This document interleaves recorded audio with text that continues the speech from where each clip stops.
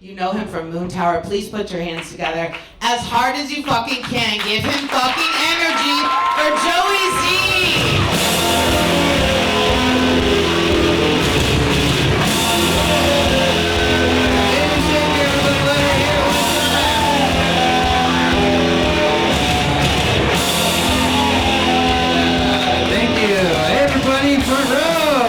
Give it up for everyone being alive. Come on!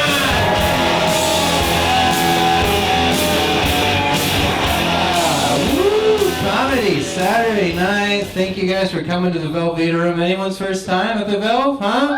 Bunch of people. Hey, fucking welcome. It's a good spot. Did you guys come in from Esther's Follies over there and came in? All right. Saw some magic? Check this out. All right. Sorry. Sorry. If you don't know, who was here earlier, you guys weren't here. They play the music, when they sing and dance, and we're still here doing comedy. It's kind of loud, so it's fun to compete with. It sounds like you're almost trying to go to sleep, and you have a roommate who's just like listening to rave music at 5 a.m. And you're just like, God damn, I guess I'll keep talking about my dick up here while this fucking magician does whatever the fuck he's doing over there, twirling ladies around, making them disappear. What the fuck? Down on magical 6th Street. Last time I was down here, I passed a nightclub and a group of guys are going in as a group of guys are coming out. And when the guy is going in says to the group coming out, he goes, what's it like in there? And one of the guys coming out says, it's mildly ratchet with a chance of score. Like a nightclub weatherman, a bro nightclub weatherman. It's like, now Connor with the weather, Connor. He's like, hey, we got a bunch of ladies coming in from the north. I'm promising all my fellas in here 2, 3 grinds maximum. We're all gonna get it tonight. And then people leaving and they're just like, I didn't get any dances. What the fuck? The weatherman lied to me? So don't trust the weather. I don't know. Man, you guys are quiet. I like it. I don't know, anyone have an interesting job? Anything crazy? Anybody have a sibling that has a crazier job than that you have? And you're like, what the fuck is with them? Why are they overachieving? Anyone have an overachieving sibling? My brother's a rocket scientist. That's what I was trying to lead into. Did you raise your hand for being a rocket scientist? No, I'm not a rocket scientist. Oh, very loud. You're a sports announcer or something? That's pretty good. This just in. No, I'm not. Yay, get this guy a job. Anybody in TV in the back? That's good. Well, what do you do, huh? Sales. Sales. Oh, were you the guy from before? I was the guy who did Yeah, that was good. Time is a flat circle. What do you sell? Solar. Solar? Okay. The sun. You want this? It's pretty good. I'm saving it. That's good. And people need it, man. People want that shit. You put a thing on your roof and you can absorb all the power you want. I like that. Fucking renewable energy. You guys ever heard of it? It's pretty good. I don't know. There's too many panels though. You guys working on a way to condense it? There's too many. You know what I mean? Yeah, we're working on it. You're working on it? We had the sales guy. I'm sorry. They floated to you next. Like, tell them we're working on it. And he's like, we're working on it. That's good. I like that. But yeah, my brother's a rocket scientist. He does crazy stuff, crazy job. I was at his house the other day, and I saw my mom sent him a birthday card, and I opened it up. At the bottom, it said, "To my golden boy." I was like, "What? What am I? Fucking bronze medal? What the fuck?" I like how he's the golden boy too. He's a 35-year-old man, Mom. He's made some mistakes too, I tell you what. No, not as many as I have though. Not as many. He's always been smart though. His sophomore year of high school, he built his first desktop computer. Yeah, it's pretty crazy. Fuck yeah. How do I compete, man? Fuck. My sophomore year, I was goth. That was it. That was my biggest accomplishment. Goth. I threw a rolling pin through a bus window. I was in it. Yeah, I was in it to win it. 2 completely different people. He's always I don't even know what he does for work. He's contracted from the government to do something. I asked him about his day, and he's classified. He's class, and I was like, fine, all about me. I like this. Me. Here I go. And he asked me about my days, you going doing comedy stuff. I'm like, yeah, still doing the grind. He's like, you writing new jokes lately? I'm like, not so many. And he's like, well, how much weed you been smoking? And I'm like, classified. Listen, you can do it, I can do it too. It's classified information. Don't need to tell your eyes that. Do you guys like to smoke weed? Is that a normal thing to people? Why'd you hold her like that? Oh, do you? Okay, that's good. Yeah, I thought it was like a traumatic story involving weed. You're like, remember last time you smoked the marijuana? I mean, sometimes that happens. People go a little nutty, but that's good as long as it wasn't something traumatic. I was really concerned. You were like, oh, so that's good. Do you enjoy it a lot? You go to like concerts and shit on occasion? All right.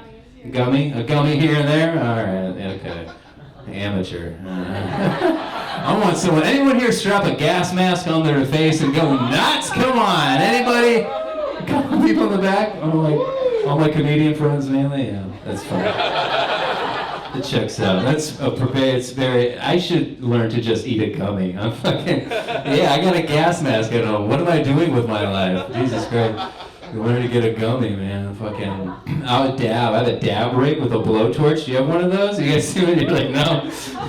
Get a dab rig. Then your friends will be concerned. That's when they will really reach over. If you don't know what a dab rig is, you got a blowtorch. You build a bridge afterwards. It's a whole fucking ordeal. You get a little wax thing. You put it in there, and you just get it really fucking hot. It's just you get way too high. It's a lot. It's a lot to do to get really fucking ripped. The first time I did a dab, I was at a house party. I was smoking weed all that whole day already. I was stoned at the house party, and my friends are like, come do a dab in the kitchen, come do a dab. And I was like, it's a waste. Keep your dab. I'm already so high, like, it's not even gonna do anything, I don't think. Like, just keep it. And they're like, no, just try it, it'll be fun. And I was like, all right, fine. And I tried it, and then I needed to go somewhere safe. I was like, damn, this is new. Holy shit. Everything scooted in like a foot. I was like, wow, fucking go home and watch this like a movie. Jesus. And I did. I left the party, and I was really high, walking home at night, and I was so high, I looked up into the night sky, and I saw the moon and a helicopter, and I thought the helicopter was gonna hit the moon. It got like kind of close, and I was like, yo, and then it just like went right through it, and I was like, oh my God, Jesus. World's like a painting, you know? There's a background and a foreground and things interacting in between. It's crazy. You guys remember when, isn't it funny how words change over time? You guys remember when a dab just meant a little bit?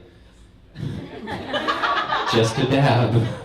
Just a little dab. Now a dab means I'm not going to work today. I'm not gonna do a goddamn thing all day. I like to get stoned and eat food. Holy shit, comedian of the people. Fucking he's up here. Vote for me. I was super stoned at the P. Terry's drive-thru. Yeah, some mutual souls in the space, I feel. I like this. I handed the nice lady at the window my card, and then she was like, oh, no, honey, it's already been paid for. What? The person ahead of me got my thing? I was like blown away, and she was just like deadpan. And I was like, ma'am, what the fuck? Like, this is what people write books about. I'm pretty sure this is a beautiful moment. Why are you sad? Has this been going on for like 50 cars or something? And it's old hat, you don't think I'll fucking pay? Like, I'll do the guy, I'll do 2 of them. Like, how much is it? Like, how can I help you? How can I connect here and make you not sad? Like, what happened? Why are you confused or what? And then she was like, no, you paid at the first window. Let's go, focus. Damn. Wow. Pretty impressive, huh? How dumb I am? Like that? That's very impressive how stupid that is. Jesus Christ. I kind of liked it though. It's like past Joey giving future Joey a little gift. A little something fun to look forward to in life, you know? This cold snap's about to happen. Before I left the house, I had a winter jacket. I decided not to put it on, but I put it back on for the first time in a while. Felt something in the pocket, put my hand in there, boom, bag of mushrooms. So I was like, all right, Joey, let's go. Fuck, I hope I keep getting dementia, I guess, you know? Put little gifts all around my house for myself to find later, you know?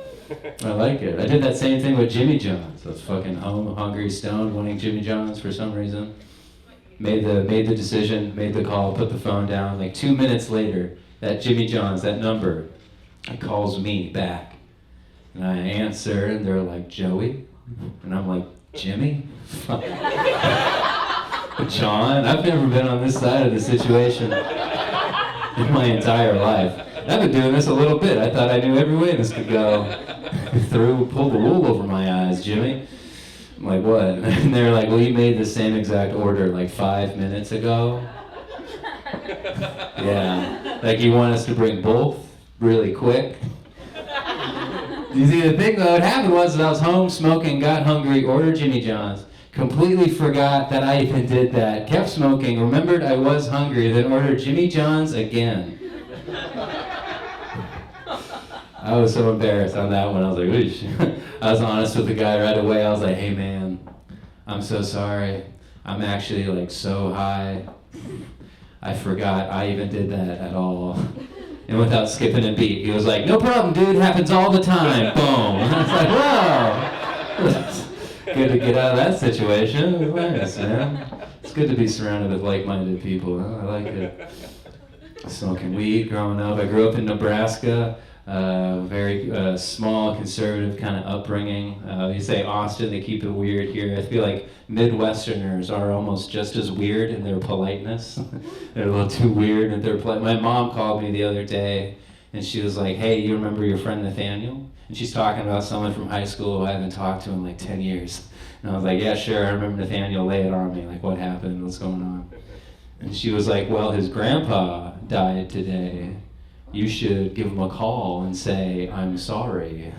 I'm like, I'm not gonna do that. I'm not fucking gonna do that. I mean, it'd be better, different, he was like my best friend or something, you know, but I haven't talked to that guy in so long. Like, I don't know where that guy lives. I don't have his number. I don't know how to contact him at all. I tell you what, if I contacted him out of the blue and just said, hey, your grandpa died, I'm sorry, he's gonna think I did it, right? It's something to do with it. He's like, I don't have this number, this just happened. Who is this? How do you know about my grandpa?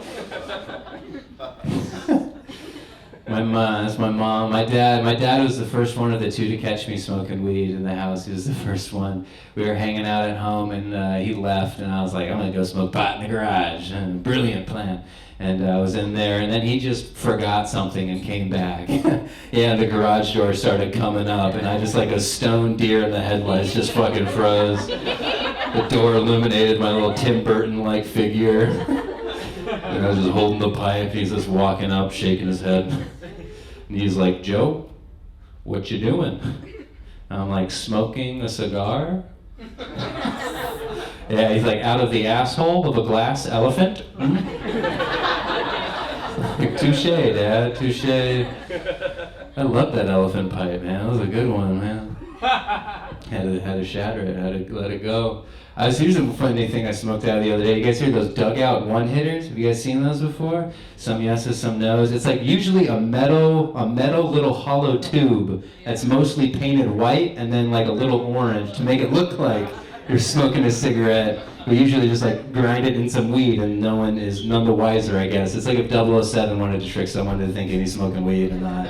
And it's pretty conspicuous or whatever if you're like, I don't know, and driving and someone just looks and sees you and you're like, oh, like that, and you drive by, people are like, oh, that person was, just trying to light a cigarette, But like to someone you've been in like consistent traffic with for like 7 or 8 stops, yeah, they're just like, that guy just can't light that cigarette. He's been trying for so long. Like 5 stops ago, he was still trying to light it. It's not getting any shorter. I don't know he's banging it on the steering wheel. This is the strongest cigarette I've ever seen. Thank you. Like I said, I'm originally from Nebraska. It's a really strict Catholic environment. Not really religious so much anymore, but I still got like PTSD of Catholic guilt. Huh? Yeah, you too sometimes? It feels like Big Brother's still watching, man. He's creeping in there, judging all my actions. This is why I have PTSD of Catholic guilt. Here's my Catholic guilt story. Like growing up, when I was like 14, my favorite show to watch was South Park. I love South Park, favorite show to watch. But my Catholic parents, that's like their least fucking favorite thing for their little boy to be absorbing. It's a super crass show. So my mom, she channel locks all the TVs in the house when it gets past 8 p.m. You got to put a 4-digit code to get in. And one day they went to bed, and I had this plan. I was like, man, I'm just gonna go in the basement one day when they go to bed with a bunch of chips, a bunch of soda, and just blast through this remote until I get the code. Like, it's only 4 digits. Like, and I'm 13, 14. I haven't figured out jerking off yet. Like, I got all the time in the world. Like, I'm gonna get this code, all right? So one night, yeah, they went to bed. And I went down there with my chips, my soda. I was all ready, had my plan. I was in it for the long haul, and I was like, all right, here I fucking go. Let's start at the bottom. 0, 0, 0, 0. Like, nope, no, next one. Here I go. 0, 0, 0, 1. Fuck, I'm in. Second try? They didn't think I'd do 0, 0, 0, 1. They didn't think I'd just try and go up the ladder like that. They just thought I was so stupid. They're like, we got the rocket scientist. This one's not gonna fucking get this code, I tell you what. But my mom, she put it together that I was still watching South Park. If like she came back on downstairs in the morning, she would like work out in the morning and she turned the TV back on. And if it was left on channel 60, whatever, and the volume was real low, she was like, oh, that motherfucker figured out how to watch South Park. He's been doing it this whole time. So then that happened around this time. My grandma had cancer, and she was going through chemo, and my mom told me that God was giving grandma cancer. Yes, because your boy's been watching South Park. That's it. Ride with me, Velveeta Room. That's it. That's how I processed reality. Being 14 years old, it's like, do what God wants, or it's on site with that guy. He does not give a fucking shit. He's slinging cancer at anybody. He doesn't care who you are, you know? That's lit. It's real. It's real. It's fucked up. That's how I lived my life when I was like 14. You want to know what's even more fucked up? Is I stopped watching South Park, and then she got better. I was like, whoa! What the fuck? I got some powers, huh? I wanted to see just how far my new powers would go, so I stopped watching pornography, and my grandpa came back from the dead. Holy shit! Oh, you hated that one? Sorry, fuck. I thought I had you. I had you by the hook of the ladder. Fuck. I'll never do it again. Sorry. Yeah, I grew up Catholic. I have all these Bible passages like memorized in my head, and I'll say them sometimes if the situation applies. I was helping my girlfriend sew a button onto her dress, and she's not religious at all, so anytime I say these, she's like, what the fuck? So I stop and I look at her with a needle and I'm like, hey, did you know that it's easier for a camel to go through the eye of a needle than it is for a rich man to enter into the kingdom of God? And she's like, what the fuck is wrong with you? Do you have COVID? You're speaking in tongues. You're fucking got a fever? It was weird. I kept it going. I kept doing it. Later that night, we were going to bed, and she was like, "Hey, just to let you know, I'm tired, but you know, I'm still a little horny, huh?" And I was like, "Ooh, give me your weak and weary and heavy laden, and I shall give you rest." And then she was like, "Yeah, I'm not horny anymore." And Joey go layeth on the couch. Chapter 1. I'm off the couch now. I'm off. I've been seeing her for a while. It's been fun. It's been fun. I've been seeing each other for about 7 years now. It's been good. It's been. I like it because it's always, you know, it's good to be with someone for a while. All the weird new things that come with seeing someone new and like you don't like know. It's good to just know someone for a while, you know. I remember like this first girl I started seeing when I first moved here, and we were like kind of getting intimate for the first time. You don't like know someone's boundaries or whatever. We were kind of getting into it, and she stops before it happened. She was like, "Hey, just so you know, I have an IUD. So in the end, you can just, if you want." You know? And I was like, "God, do you have a receipt for that? A screenshot on the phone? Anything if it'll make me more comfortable blasting in a borderline stranger necessarily, you know?" You're gonna ask me to do like the most honest version of a trust fall that you could actually ask someone to do? It's like, you're gonna catch me? Huh? You're gonna catch golf with me? Alright. I was talking to a friend, he had a new girlfriend recently too, and I liked it because he was in a depression. I was asking him about it, and he was like, first, before he saw this new person, he let me know he was seeing someone new.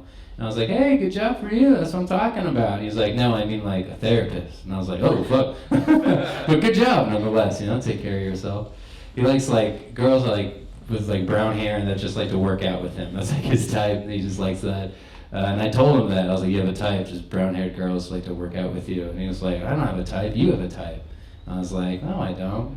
And he was like, Joey, your last girlfriend had like tattoos and pink hair. Your current girlfriend has like tattoos and blue hair. She's like, you have a type. And I was like, those are two completely different colors on the spectrum like that. I don't have a type, no. And then he was like, no, Joey, you like punk girls who look tired. And I was like, oh, yeah, I do. Damn, I didn't even know that was a demographic person until you said that. Wow. What are you, a goth chick who hates me? Yes, come on. All right. I'm going to do one more and then I'm going to go. You guys having a good time being alive so far? All right. Someone is. One of my first jobs I had here, I used to be a florist. That was pretty fun. Working at the flower shop, people would call some questions, and mainly a lot of dumb questions at the flower shop. Mainly men. Sorry, men. Let's be honest.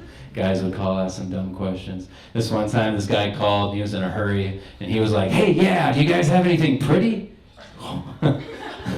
Pretty at the flower shop? I put him on hold. I was like, "Let me go in the back and check." And I was like, "We gotta do something about this. If not, this is an idea." Fucking idiot. I've always found it interesting, like the relationship between like flowers and intimacy, like you see the flowers, you think of love, feel the flowers, you think of romance. Like one time I made a bouquet for this dude, and I gave it to him, and he was like, blown away, and he was like, whoa, man, hey, thanks. Hey, you think this will help me, get it in with my wife later? And I was like, what did you just say to me? Get it in? That's wild to hear while you're on the clock. And I was like, Jesus Christ, like, pull my hair, spit on me first. This is too much. God damn, get it in. Whoa. He's talking about his wife like she's like a hot, popular nightclub.